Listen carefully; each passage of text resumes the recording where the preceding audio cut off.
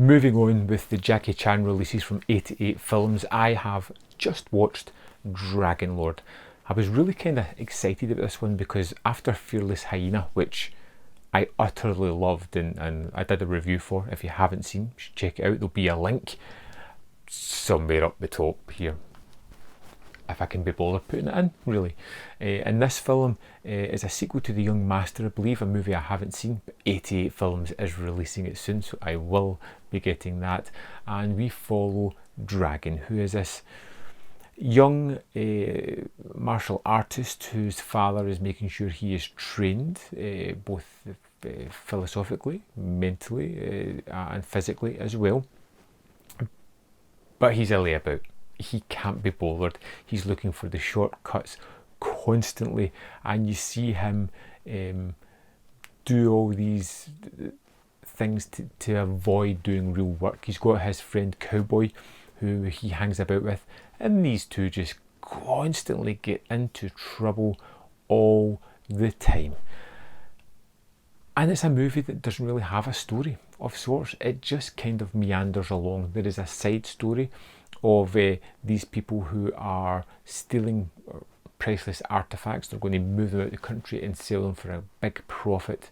And that's where the kind of final third comes into. But for the majority of the movie, it's just these two guys bumbling about, causing havoc for each other, and getting into fights. That being said, the fights are pretty spectacular. There are some pretty amazing ones, particularly at the barn fight at the end with the bad guys and then the big main bad guy, which is incredibly fun, athletic. The way it moves and is choreographed around about the barn is exceedingly entertaining. I particularly like the match where they have the shuttlecock and they're kind of playing almost like a football game, and that is unbelievable. It's an elongated scene. It lasts for a hell of a long while, and to see the sheer athleticism and controlling this item, this shuttlecock, and firing it and flicking it about, it is just utterly marvellous. It looks astounding.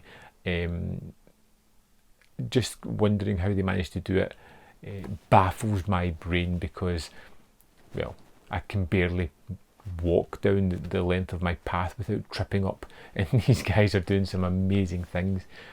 There's some humour in this one which is sometimes funny, as these two guys continually, Cowboy and Dragon, just do the silliest of things, whether it be loading a gun and looking down the barrel trying to figure out how to fire it, pulling the trigger, whether they are trying to do an elaborate setup to get a girl, but both trying to out-con each other and set each other up as the bad guy, and how that leads to fights between these two lifelong friends. And it feels a movie that is very disjointed, and it doesn't run as smoothly as the Fearless Hyena did. It doesn't seem to have that kind of through-line narrative and a real grasp of tone that did as well. It has funny moments that land. It has funny moments that don't. It has kind of buffoonish behaviour. You've got these two characters who are acting as if they're early teens, but they're obviously in their 20s, maybe their 30s, and you get this lavish production design, which is great. You get a bad guy who looks really fantastic. He has all the moves, and when you get to that fight scene at the end, it's wonderfully staged, it's wonderfully executed, and really a hell of a lot of fun. But it has all these misgivings throughout it.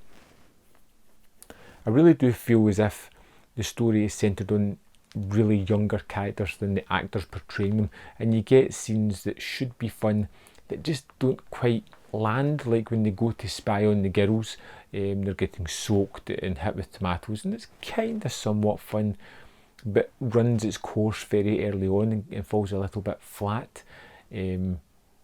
But I liked Dragon Lord, not as much as the Fearless Hyena. I believe if I'd watched this one first, I'd probably been happier moving on to that, but really watching The Fearless Hyena and loving that as much as I did.